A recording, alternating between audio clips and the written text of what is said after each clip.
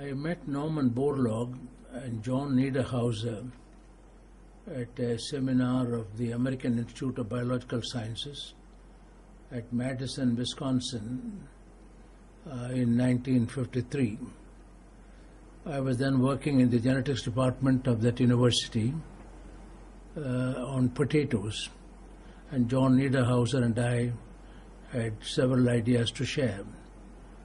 Norman Borlaug, who was always concerned with the scientific checkmating of the menace caused by wheat rust, the stripe rust, the brown rust, and the stem rust, he immediately felt that there is need for developing a more enduring form of resistance to all the three rusts, the leaf rust, the stripe rust, and the stem rust. And he developed a methodology by which phenotypically the variety will be identical, but genotypically it will be somewhat divergent in terms of genetic makeup. This is a very interesting concept of developing enduring resistance. I returned to India in 1954 and then started work first in rice and then later on wheat in terms of varieties which are responding to fertilizer and water. The reason for this was that India's independence in 1947 was born in the background of the Great Bengal famine, where over 3 million children, women and men died out of hunger.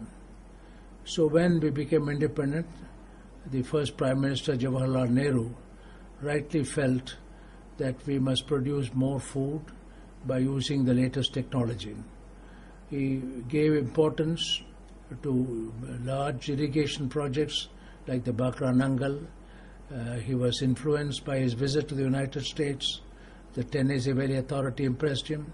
He promoted fertilizer factories, pesticide factories, irrigation projects, and above all, he also was responsible for starting agriculture universities, first at Pantnagar in the state of Uttarakhand, which was patterned on the land-grant college principle of the U.S., started by Abraham Lincoln 151 years ago. The Indian land-grant college system has now expanded to more than 65 universities across the country.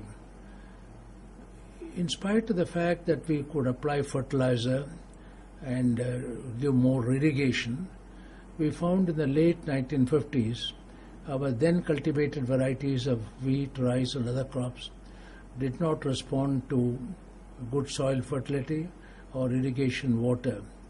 This is because they had a kind of plant architecture which made them fall down when more nutrients were given. This is where the search for new genes, the norendorphin genes, occurred, and we knew that the norendorphin genes from originally from Gonzalo Inuzuka in the Norrin Experiment Station had gone to Orville Vogel in the United States and to Norman Borlaug. I wrote to Norman Borlaug in the early 1960s requesting him to both send some material of the new dwarf varieties as well as visit India. It took some time for officialdom to process my request. Ultimately, Norman Borlaug arrived in Delhi in 1963, March. In fact, I still recall March 25, 1963, on his birthday, my wife had arranged a party for him in the lawns of the genetics division of the Indian Agricultural Research Institute, where we had Mexican music and Mexican food. Dr. Borlaug was totally surprised and naturally also happy. What he did was to leave from India to Pakistan and study the material he had already sent to Pakistan a couple of years earlier. From there he made a selection of varieties, segregating population, and sent them to us in September 1963. At my request, he also sent bulk quantities of seeds of 4 released varieties in Mexico: Lerma Rojo 64A, Sonora 63, Sonora 64, and Mayo 64.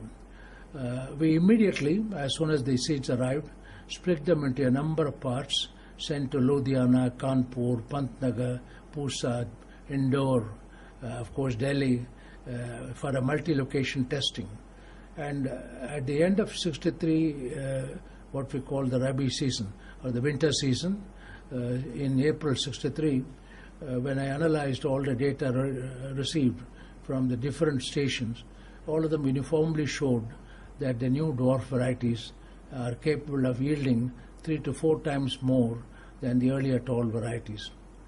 Then came the question of speeding up what we call purchase of time, because India was leading a precarious existence on the food front, what was called a ship-to-mouth existence. Every year the import of PL480 wheat increased, and in 1966 it reached a level of 10 million tons. Many eminent authorities like Paul and William Paddock and Paul and Anne Ehrlich had practically written off India under the triage high classification as a country which cannot save itself.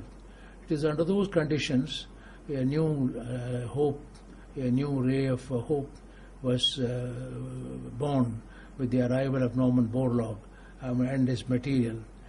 We found that we have now an opportunity.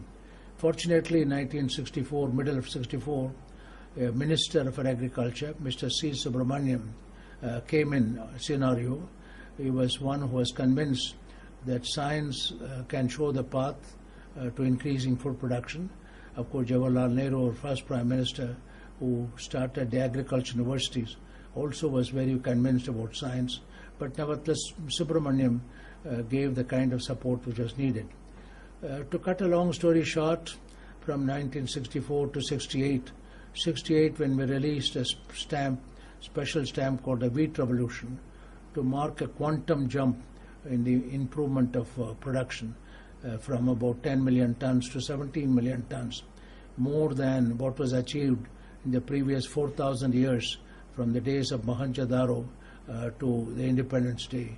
In those days, what was important is to get the public policy support in terms of seed production, in terms of fertilizer, in terms of pesticide, and above all assured and remunerative marketing. After all, assured and remunerative marketing is the best fertilizer for the farmer.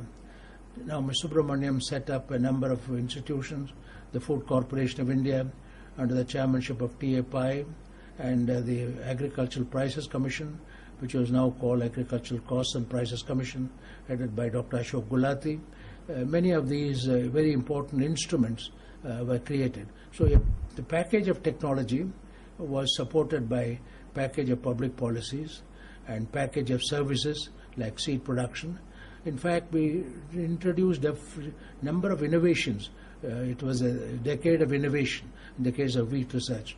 For example, agronomic innovations involved sowing the seed in a shallow sowing, and also giving the first irrigation at a crown root initiation. The extension innovation was the national demonstration program, where we took the seeds of the new varieties to the poorest farmer in a village, because I was always convinced that whatever you demonstrate in a rich farmer's field, the result will be attributed to affluence, not to technology. This is why I insisted, although government had some reservation, that we should go to the poorest farmer's field in the national demonstration program. The national demonstration created such a craving for seeds that we persuaded the government to import 18,000 tons of seeds of the Mexican varieties. Also, our breeders under the All India Coordinated Wheat Improvement Project, headed by Dr. Joshi, Dr. Kohli, and many other, Dr. M. B. Rao, and many other leading people, immediately converted the Mexican red varieties into amber varieties, like Kalyan Sonalika, because in India, red color is not preferred for the unleavened bread called chapati making. So a whole series of technological transformation, agronomic transformation, public policy transformation, and above all, the enthusiasm of the farmers. After all, we can help the farmer, but the farmer who works in sun and rain, farm and farm woman, they work in sun and rain and produce the food which we all eat. Therefore, the 60s was a period of great acceleration, that we could prove the prophets of doom wrong And as a result, in 1968, Indira Gandhi released a stamp called the Wheat Revolution, which had on the stamp the library building of the Indian Agricultural Research Institute, New Delhi, as a symbol of the introduction of science into agriculture. Dr. Borlaug used to come from 1963 onwards to India, visit almost every year India, go through the experimental plot.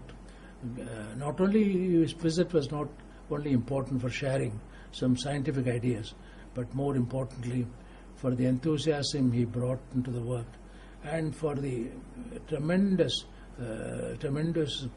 conviction that we can overcome the problem of hunger and poverty. I am therefore happy that a year before Dr. Borlaug's birth centenary, that is 2013, the Government of India introduced in Parliament a bill called the National Food Security Bill, which confers the right to food. The social protection against hunger has been now extended by a legal right to over 75% of India's population. So from the Bengal famine from ship to mouth to right to food with homegrown food is one of the most fascinating stories in the history of not only Indian agriculture, but the world agriculture, and also in the history of human efforts to fight hunger. And in this we owe to Dr. Borlaug the enthusiasm which he brought to this, and the conviction, the compassion which he brought, which were all infectious. To me personally, those years with Dr. Borlaug, particularly the 60s, when we had the great excitement of proving all the prophets of doom wrong, is the most exhilarating part of my life. And I wish the Borlaug legacy in the second century of his life will enthuse very large number of young people to take on the job of a hunger-free world with vigor and determination.